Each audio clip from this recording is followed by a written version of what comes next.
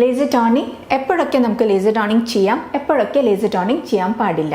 NT-Arc laser ഉപയോഗിച്ച് ചെയ്യുന്ന ഒരു സിമ്പിൾ ആയിട്ടുള്ള ഒരു പ്രൊസീജിയറാണ് ലേസർ ടോണിങ്. കറക്റ്റ് ഇൻഡിക്കേഷന് ചെയ്യുകയാണെങ്കിൽ വളരെ സേഫ് ആയിട്ട് നമുക്ക് നല്ല റിസൾട്ട് നൽകുന്ന ഒരു പ്രൊസീജിയറാണ്.